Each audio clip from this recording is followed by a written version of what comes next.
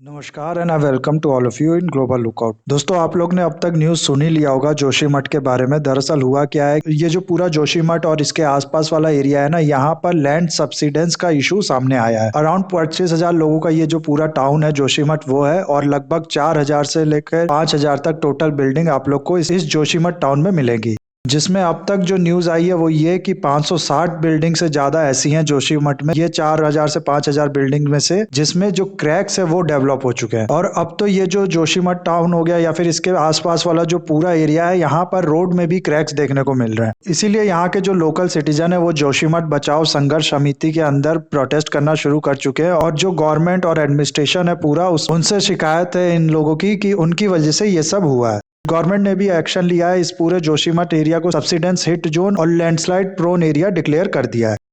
इन्हीं सब चीज़ों के बारे में और इससे रिलेटेड चीज़ों के बारे में हम लोग देखेंगे इस वीडियो में कि क्या आखिर हुआ है इस पूरे जोशीमठ टाउन में। थोड़ा सा इसके हिस्ट्री के बारे में, आदि शंकराचार्य कैसे जोशीमठ टाउन से रिलेटेड है, ये सब प्लस और भी बहुत कुछ हम लोग देखेंगे इस वीडियो में। आपको बस एंड तक बने रहना है, और अगर वीडियो अच्छा लगे तो लाइक, कमेंट, शेयर, सब्सक्राइब जरूर करना।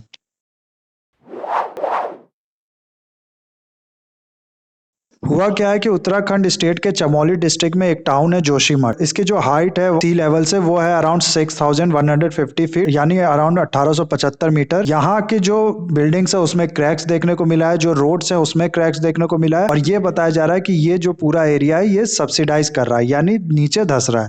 ये जो जोशीमठ टाउन है ना, ये आप लोग देखोगे तो ये एक तरीके से गेटवे है बहुत चीज़ों के लिए।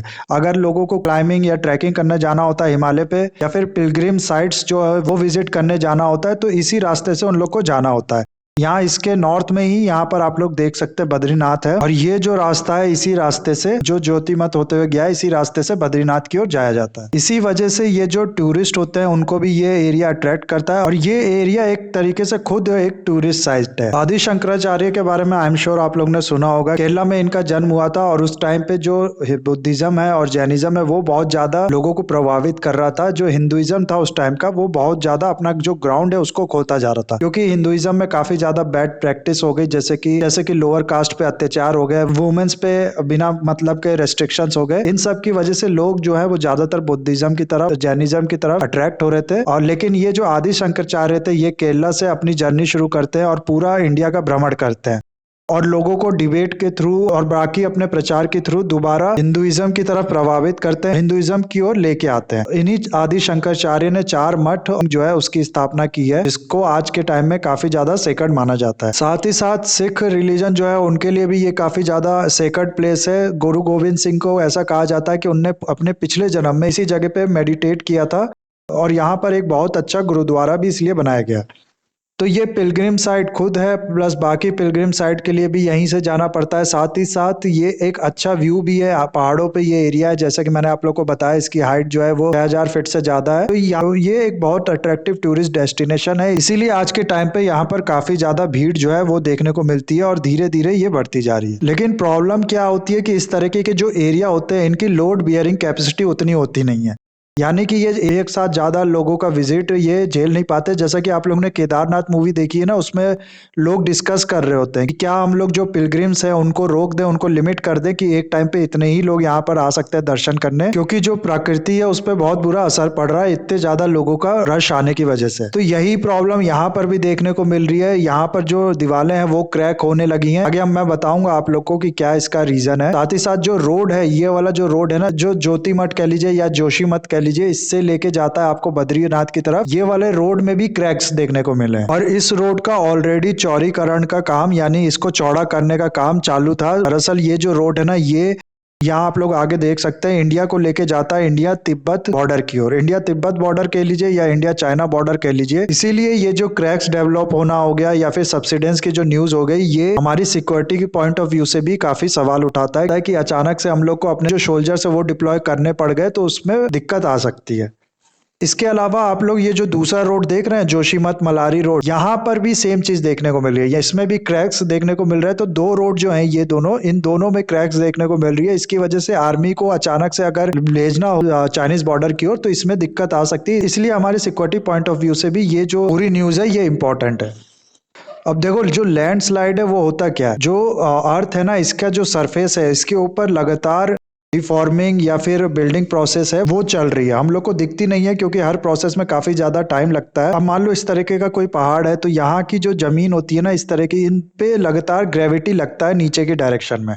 और जब ये ग्रेविटी ओवर पावर कर लेता है बाकी फोर्स को जो इसको इस जगह पे रोकी हुई है, तो ये जो लैंड है पूरा ये नीचे घिसक आता है। और ये छोटा मोटा नहीं होता, इकट्ठे बहुत ज्यादा लैंड जो है वो गिराता है नीचे, जिसकी वजह से कई बार प्रॉपर्टी का डैमेज हो गया, साथ ही साथ डेथ हो गई लोगों की, ये सब भी हो जाता है। ये होता है लैंडस्लाइड। दूसरा लैंड सब्सिडेंस क्या होता है कि मान लो कोई लैंड है, इसके अंदर आप लोग जाओगे ना तो यहाँ पर अलग अलग तरीके के आपको लेयर्स मिलेंगे। जो मास होगा उसका अलग अलग लेयर्स होता है जिसके ऊपर ये लैंड सिचुएटेड रहता है। अब ये होता क्या है कि नीचे का मान लो जो ये जो लेयर है ये कमजोर हो जाता है, तो जो ऊपर वाली लैंड होगी ये क्या करेगी, ये अंदर धस जाएगी। तो यहाँ पर भी जो मेन फैक्टर है वो ग्रेविटी है कि नीचे वाली जो लेयर है वो वीक हो गई, इस वजह से ऊपर वाला जो लेयर है उसके मास पे ग्रेविटी काम की और ये नीचे धस गई। लेकिन ये ग्रेविटी का अचानक से ओवर पावर हो जाने का भी बहुत सा रीजन होता है। अब जैसा कि मैंने आप लोग को बताया कि जोशीमठ में या फिर ज्योतिमठ जो भी है उसमें जो पॉपुलेशन है वो धीरे धीरे बढ़ती जा रही है, प्लस ट्रेवलर्स भी बहुत ज्यादा वहां रुकते हैं, तो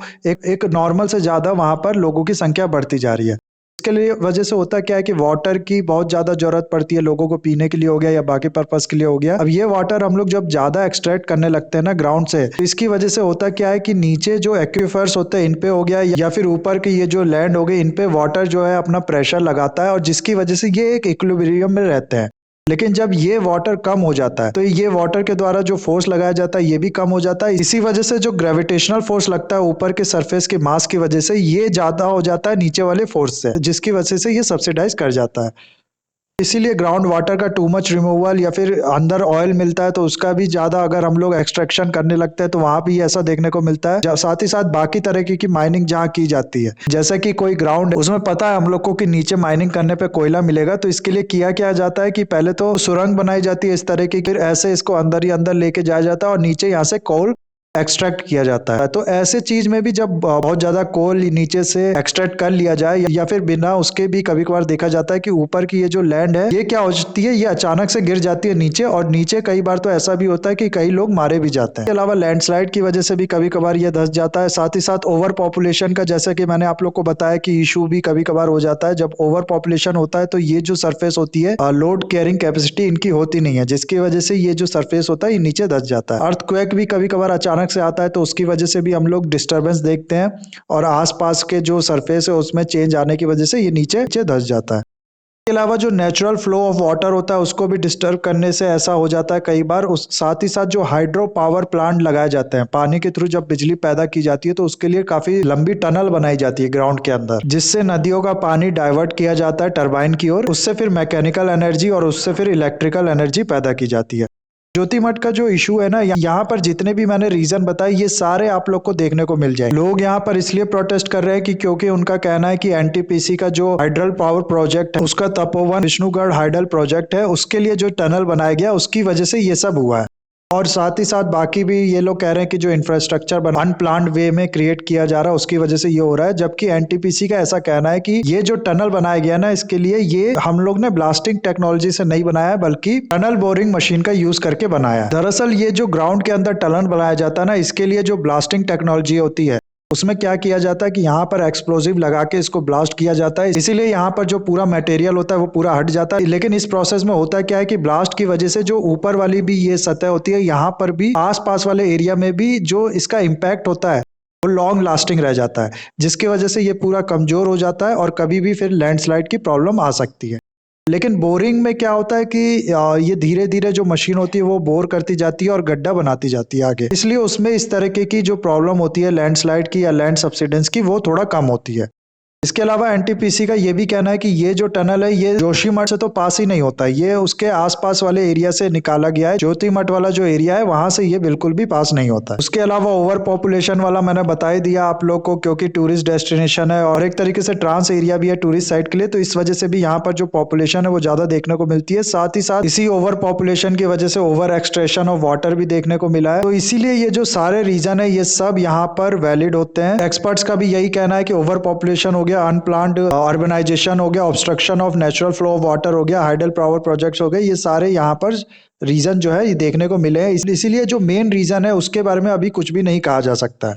अभी क्या किया गया कि एक इन्वेस्टिगेशन टीम बनाई गई है ये जांच करने के लिए कि क्या इसका मेन रीजन है, क्योंकि अर्थक्वेक प्रोन एरिया भी ये है। आप लोग को पता होगा कि हिमालय का जो फॉर्मेशन है वो इंडियन प्लेट है और यूरेशियन प्लेट है, उसके टकराने की वजह से हुआ है। ये आपस में टकराए और फिर फोल्ड माउंटेन क्रिएट हुआ, और ये दोनों जो प्लेट है ये आज भी एक दूसरे की तरफ मूव कर रहे हैं। इसीलिए क्या हो रहा है कि हिमालय की जो हाइट है वो आज भी हर साल इंक्रीज हो रही है।